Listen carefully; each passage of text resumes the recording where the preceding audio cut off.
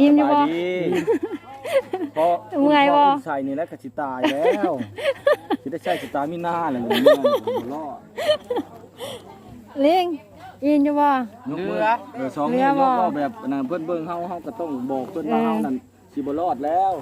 อย่าพาเอาได้เฮ็ดวาดแล้วก่อนเฉลิมแซ่บบ่ ไปเลี้ยงคักเนี่ยโดนเลี้ยงอิ่มเลี้ยงนั่นกินกับบ่เบิดนี่เบิดทั้งปูทั้งปลาทั้งสิ้นทั้ง มาทั้งอันคันแนวโฮมเพิ่นเบิ่งดู เว้านะแม่ ว่าอัน กินเนี่ยไปน้ำเขาบ่ เดี๋ยวนี้ก็สิได้ทำงานต่อจังนั้นสิได้ตัดอีก400ลำขาเมื่อนี่ยันได้รำเมื่อน้ำกันลาดโลด ลำโลด ไปกินข้าวแล้วพักผ่อนเจ้าก้อนในแห้งสิไปลุยอีก อ่า เอาอีก1,000 ล เดี๋ยวพันลำได้มันม่วนเขาบอกพันลำ บ่แล้วพันลำนะแต่ว่ามื้อหน้าก็มาใหม่ ตาดีที่สุด ในกอไข่บ่แม่ผมดำๆเลย อันนี้คือของ ำข้างหาดนครบ่ตินึกเขบ่ได้ดำๆไม่บ่ได้หา ขนุนเนาะ เป็นเข มาใส่ ฮะดูขึ้นแล่นเลยบ่ยินบ่เริ่มเอาของกูนี่นี่แค่นี้ แผน เปลี่ยนใจแล้วบ่มึงน่ะ เกิดใจได้ไหน ก็อิ่มเปลี่ยนใจแล้วบ่ ให้กินไม่ได้เมื่ออย่างเดียว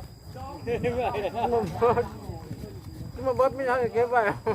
เก็บไว้บัดเมื่อยกินอีกนี่นะ เออ บอกเพิ่น นี่ยังคือมีสื่อของผม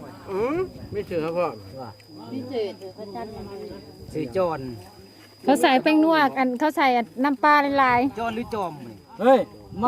มันต้องมีอันยังจักอย่างเนี่ย ใช่เฮ้ยของห้องอ่ะ บอกต้องมีพิกัดของมันแน่ จอนหรือล่อน เออ แบบนี้เอามายุ่งลงกับมุนแบบนี้ ปิ๊กเขียนเอง นั่นสิพิเศษ อันนี้คือลิงกินข้าว มันคนอันนั้นทางหลุมมันมียังไงหลุมพี่ ยัง มัน ไง ว่า ของคนอะไรแล้วบ้านโอ้ยังพูดนั่นเอาเรือยังพูดใช่ไหมโอ้โทรศัพท์ตกรถใหญ่เด้อ ไปกล้องเขานี่ไปดูเลยท่านว่าคือทางน้ำสมองคงมาเสียสารเอาทางเรือ หน้าสดอุ้ยต้นชาติ เจ้าก็ได้ไม่จะว่านะ ว้าวไหม ว่าจะได้ดิกำลังสงสัยอยู่น้ำมันเบิด บ้านโคกกระยานบ้านคลองกระยานคือการ ถ้าใครสนใจมางมหอยตะของมาทวนคอยเด้อ ส่วนผู้ทั้งหลัง เอ นี่เด้ อ อ ช่วงข้างหลังงมหอยตะของหอยที่หอยโป้งก็มี หอยยังอีกหอยทราย หอยอันนั้นหอยแข้งน้อยหอยจักหมองหลายมาทวนคอยเลย เอาพวกนั้นคือขึ้นทางพุ่น เขาบอกเลย ไอ้ป๊อกก็เลยเต็มกระต่ายอย่างบอกเอาคน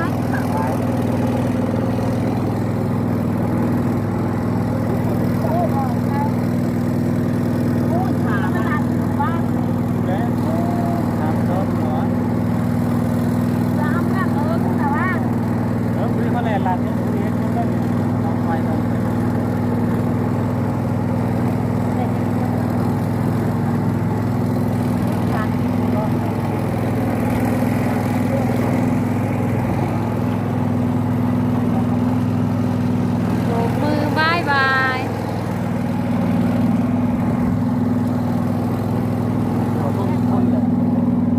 ตอนนี้ หลาย เดี๋ยวนี้ได้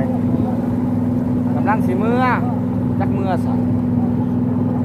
เมื่อบ้าน ตอนนี้กำลังออกมากินข้าวป่ามา ถ้า ตัด สน ไม้ ใจให้มาบ้านดงบักมี่มาสร้างพระใหญ่น้ำกัน แล้วก็สิพาไปงมหอยกี้อยู่ของมะก้อยกินน้ำกัน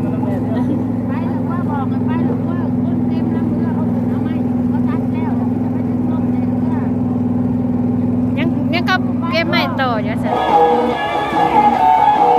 สบายดีอันเมื่อนี้เขามาเห็ด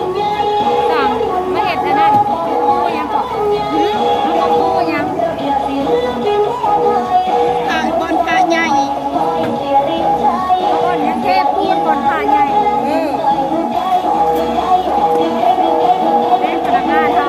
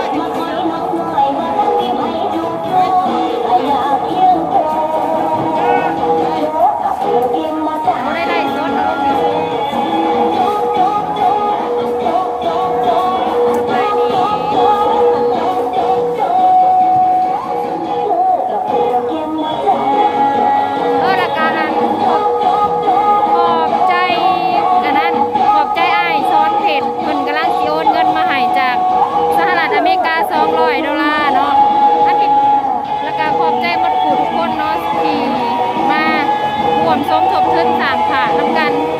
แล้วก็เมื่อนี้ก็มีพี่น้องทางอยู่ฝั่งไทยเนาะคนสิส่งเงินมาอีก 2,000 บาทเพื่อสร้างพระโอ้ยฝนตกใส่หัวแล้วก็เมื่อวานนี้มีคนบอกว่าสิส่งเงินมาให้อีกโอ้ยขอบใจหลายๆเด้อขอให้อยู่ดีมีแฮง